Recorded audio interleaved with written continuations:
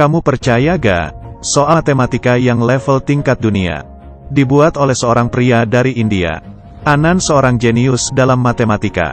Jelas-jelas diterima oleh Universitas Cambridge. Tapi kertas pemberitahuan masuk, malah dijadikan bungkusan. Bukannya dia tidak mau kuliah, tapi karena ia miskin. Di India, orang miskin ingin masuk kuliah. Itu sangat susah. Tahun ini, Anand memenangkan perlombaan matematika. Menteri Pendidikan memberikannya penghargaan. Anand masih belum puas. Ia tetap ingin bisa masuk kuliah. Untuk mendapatkan gelar matematika, tidak ada uang untuk sekolah. Dia naik kereta api, lalu ke perpustakaan universitas di kota untuk belajar sendiri. Tapi hari ini, ia sedang melihat buku yang berisi soal matematika tingkat internasional. Ia ketahuan oleh petugas lalu diusir keluar. Ia melawan dengan mengatakan tiap orang memiliki hak untuk mendapatkan pendidikan. Petugas tidak memedulikannya. Hey, jump! Petugas lain yang baik hati mengatakan ke Anand, hanya dengan ceritamu muncul di buku ini, maka tiap kali muncul edisi, kamu akan mendapatkan hasilnya. Hal ini pun membuat Anand tertarik. Dia memutuskan untuk menyelesaikan soal yang belum selesai. Dengan cepat, papan tulis hitam penuh dengan rumus-rumus. Hitung cepat dengan menggunakan otaknya. Kemudian, rumus yang penuh ditulis. Muncul jawaban akhir, tapi ingin menyatakan jawabannya di buku. Ia harus mengirimnya ke Inggris. Dan kebetulan, ayah Anand adalah seorang tukang pos. Menggunakan sepeda lalu mengirimnya ke tiap penjuru. Mengetahui anaknya ingin mempublikasikan artikel, ia sangat mendukungnya. Tapi biaya kirim membutuhkan Rp220. Anand hanya memiliki Rp55. Ayahnya meminta rekan kerjanya untuk memberikan pengertian. Bahkan mengatakan anaknya sudah akan terkenal. Waktu berlalu sangat lama. Akhirnya balasan surat dari Inggris pun tiba. Ayahnya dengan semangat pulang ke rumah. Di dalamnya, ada surat pemberitahuan masuk dari Universitas Cambridge. Anand menjadi kebanggaan keluarga.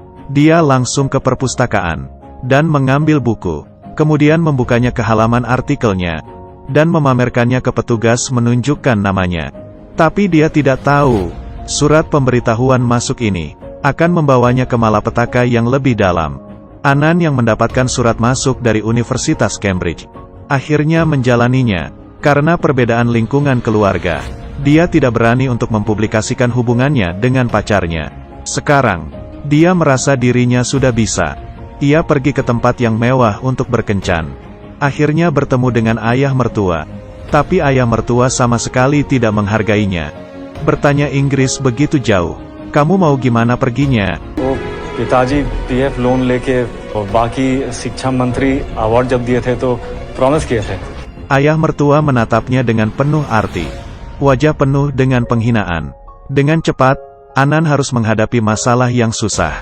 Universitas yang paling susah masuk di dunia itu di mana? Tanpa keraguan, Institut Teknologi India. Tidak hanya nilai tinggi sampai di luar batas. Masih ada banyak tahap tes. Tingkat penerimaan tertinggi, bahkan rendah dari 0,001%. Sehingga, yang tidak lolos masuk Institut Teknologi India, baru pergi ke MIT. Perkataan ini tersebar di India. Namun, permainan ujian masuk kuliah ini adalah permainan untuk orang kaya. Karena kesulitan soal Institut Teknologi India melebihi batas dari ajaran tiap sekolah.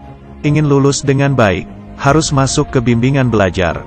Beberapa ini adalah hal yang tidak bisa dilakukan orang miskin. Tapi pria ini ingin menghancurkan pemikiran seperti itu.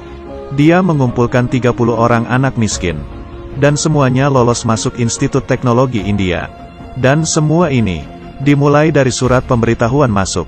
Anand mendapatkan surat pemberitahuan masuk Universitas Cambridge seperti yang dia inginkan.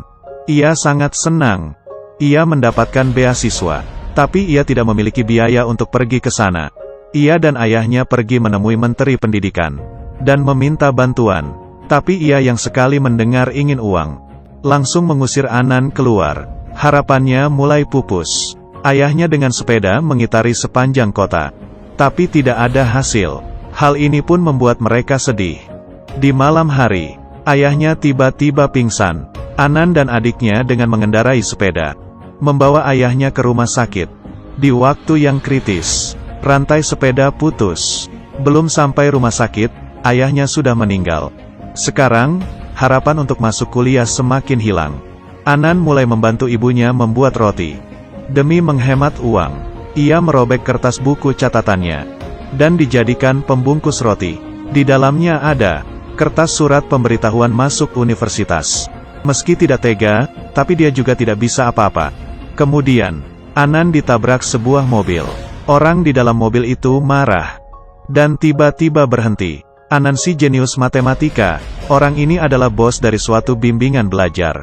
Melihat ada peluang bisnis, jenius matematika, tangkapan yang bagus. Ia membayar gaji tinggi untuk mempekerjakan Anan menjadi guru di bimbingan belajarnya. Anan selama ini tidak pernah melihat uang sebanyak itu. Ia pun mengiyakan. Sejak itu kehidupannya juga mulai berubah. Mulai menyetir motor baru, menggunakan jam tangan emas, bahkan membantu ibunya mencari pembantu. Ayah mertua yang tidak menghargainya pun mulai menerimanya. Tentu saja, kualitas ajaran Anan sangat tinggi di bimbingan belajar.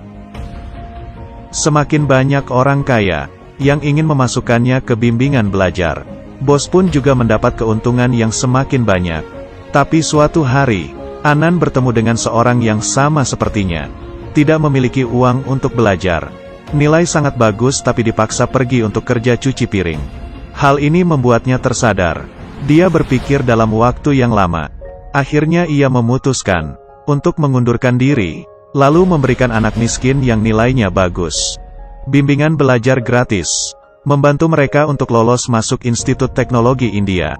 Membagikan brosurnya, semua murid miskin dari seluruh India mencari cara untuk datang.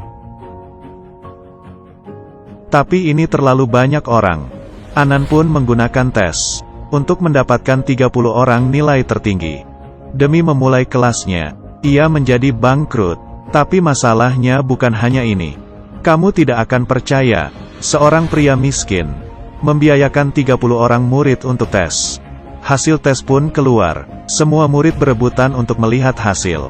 Satu persatu menemukan namanya. 30 orang murid miskin ini semuanya lolos masuk Institut Teknologi India. Dan pria miskin itu adalah Anan si jenius matematika. Dia secara terbuka menantang orang kaya, menggunakan semuanya demi 30 orang murid miskin yang diajarnya mengikuti tes masuk Institut Teknologi India. Mulai, anak-anak merasa minder. Orang kaya bisa menggunakan baju mewah dan makanan enak, sedangkan mereka hanya bisa menahan perut yang lapar. Ruang kelas yang besar, pakaian bersih dan baru, rambut yang bagus, bahasa Inggris yang lancar. Bila dibandingkan dengan orang kaya, membuat murid-murid miskin mulai mundur. Bahkan ada murid yang diam-diam mencuri uang Anan dan kabur.